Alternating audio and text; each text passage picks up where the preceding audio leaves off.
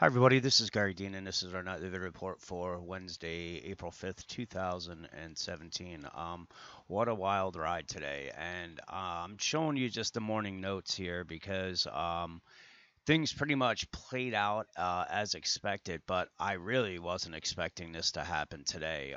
It's a pattern that was in place, and I'll show you that. But it was kind of a crazy night because we had the S&P futures that was really just bouncing from -3 to even all night. It was flatlined really. There was nothing really going on. And then at 7:30 in the morning, somebody turned on the algos and the S&P futures just screamed straight up without even a down tick, almost 8 points, and there was no news. And then we had the ADP report that came out at 8:15, and it was better than expected. So obviously that news had leaked out, and the algos were at the starting gate waiting for the gun to come off, and that's what did at 7:30, and they screamed it higher. So what I had put was it's all great and all, but the pattern they formed, it will all be for nothing. And there's a bearish rising wedge with a 23.45 target,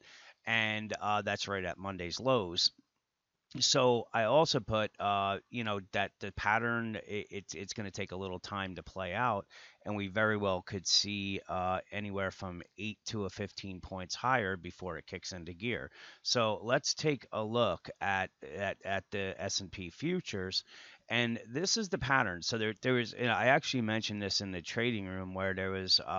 There's two different patterns, a smaller and a larger bearish wolf wave. So this was the smaller one on the 5 minute chart, and this was my target area that I was saying it was somewhere right around that 23.45 because I wasn't expecting it to come straight down. I thought it was going to come like this. Really, the way it works is you have point 1, 2, 3, 4, and 5 is an overshoot, and then you just take point 1 and point 4 and draw your line, and that is your target.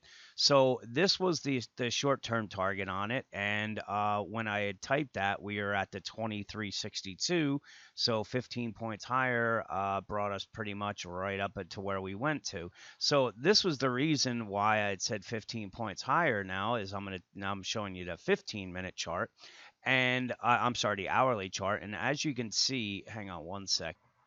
Okay, sorry, that screen was kind of flashing on me. But this is the hourly chart of the S&P futures, and this is the larger bearish wolf wave. So remember, point 1, 2, this was 3, 4, and it went right up to the 5. So the shorter term gave it and even if this overshot a little bit and went to the 23.79, it would have still fit the profile. But here's your target, and it comes right down here, and this is looking for a move to come all the way down to the 23.33.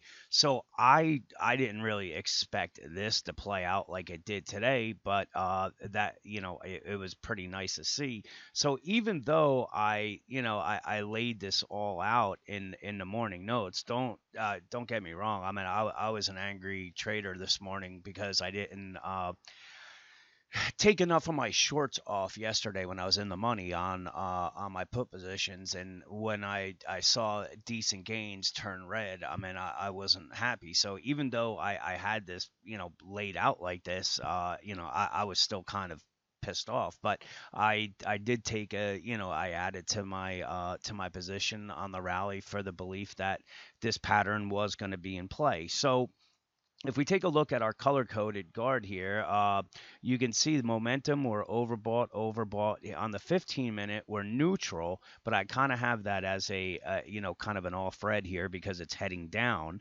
and we're oversold on the fives. But this is really the important part is right here on the divergences. We have it on the daily, we have it on the 60-minute, we have it on the 15-minute, and we have it on the fives. This is really what should be very nerve wracking if you're bullish this market.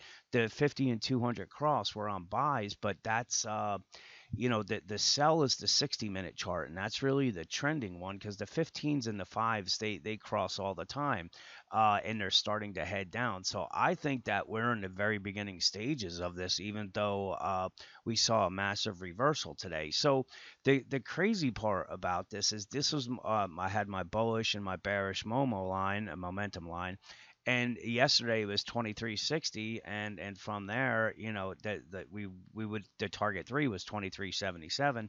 I think we went up to 2378. So we went to all the way to target 3, and then came back down, and now we're right back near the bearish momentum line. So I didn't have to change these because these are going to remain the resistance lines on it.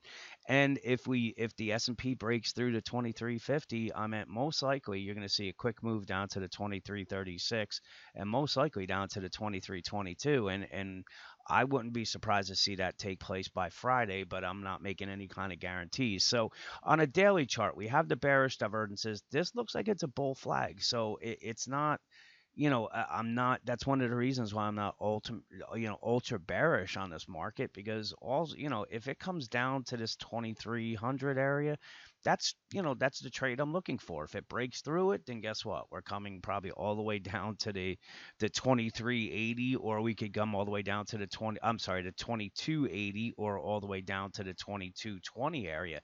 But right now, I'm just looking for the trade, and that's for this to come someplace down into the 2300 level. Now we have the 50-day moving average at the 2344, and if that gets taken out, all these people, all these dip buyers right here are going to start panicking, and that's why I think we'll have that quick move.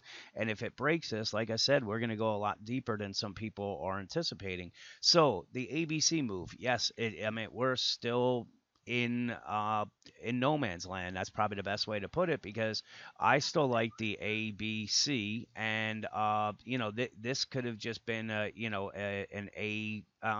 ABC of the B. So then all we do is take that and move that here, and you can see it's still in play. So my thinking is this next move is coming down to make this wave C that's going to come anywhere from the 2300 all the way down to the 2280. And if it goes lower than that, then it would make sense because of the bearish divergences on the daily. So we're still very overbought. We have bearish divergences on the 60-minute chart. On the 15-minute, you can see this is why I have that kind of off red declining momentum line, because it was overbought and now it's heading down. We have bearish divergences, and we're right at the 50% retracement from this 100% to from these lows to this high. So right now, if it breaks through it, we're going to start seeing some momentum pick up down to these targets here. If we and this is what I was talking about with the moving averages, where it stayed on a buy, but it's starting to roll over. So I wouldn't really use the buy or sell signals on the 5200 cross.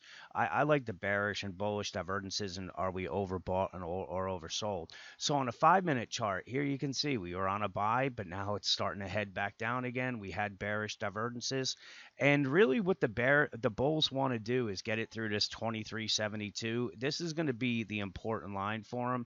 If they do, then there's a shot we're going up to the 2383 area. I don't think they're going to, because they had every reason to start getting up and testing those highs, but you saw the massive sell-off.